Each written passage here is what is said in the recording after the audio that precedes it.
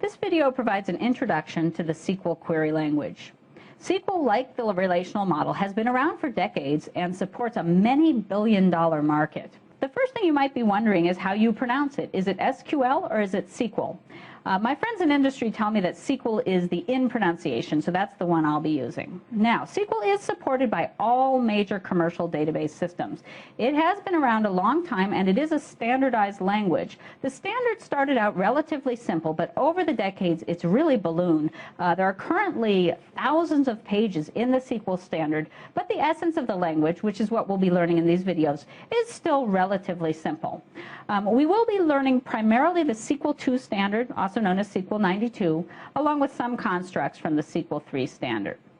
When SQL is used, it can be used in a database system interactively through a graphical user interface or a prompt, so you type SQL queries or commands and you get results back, or SQL can be embedded in programs. So the most common use is to embed SQL in programs, but for the demos in our videos, naturally we'll be submitting queries through a GUI interface. The last thing I wanted to mention about SQL is that it is a declarative language. That means that in SQL you write pretty simple queries that say exactly what you want out of the database, and the queries do not need to describe how to get the data out of the database. The language is also based on relational algebra, and I hope you've watched the relational algebra videos.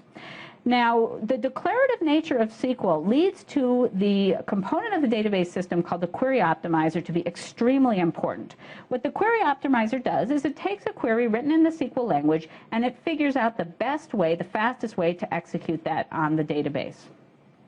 Now let's talk briefly about some terminology and the commands that are in the SQL language. There's two parts to the language, the data definition language, or DDL, and the data manipulation, or DML. The data definition language includes commands to create a table. We saw that in a previous video. It also includes commands to drop table and to create and drop other aspects of databases that we'll be learning about in later videos, such as indexes and views. The data manipulation language is the language that's used to query and modify the database. So in the SQL language, the data manipulation language includes, for querying the database, the select statement, and then for modifying the database, an insert statement, a delete statement, and an update statement.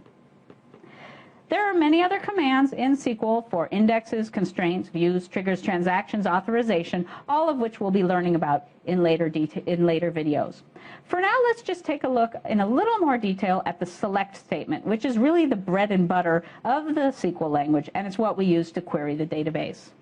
So the select statement consists of three basic clauses. There's the select clause, the from clause, and the where clause. And the best order to think of these actually is first the from clause, then the where, and then the select. And just the basic idea is that the from identifies the relations that you want to query over. The condition is used to combine the relations and to filter the relations. And finally, the select tells you what to return.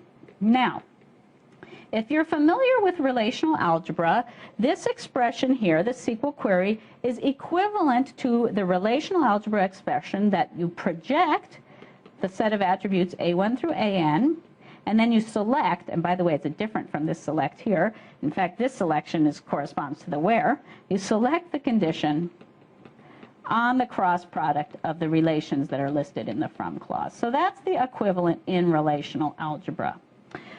And the last thing I wanted to mention is that, as you know, relational query languages are compositional. That means when you run a query over relations, you get a relation as a result. So the result of this select statement is a relation. It doesn't have a name, but the schema of that relation is the set of attributes that are returned. We'll learn much more about the select statement in future videos. In conclusion, the SQL language is very prominent. It's supported by all major commercial database systems. It's been standardized over time. It can be used through programs, can be used interactively, and it's a declarative high-level language whose foundations are based on the relational algebra.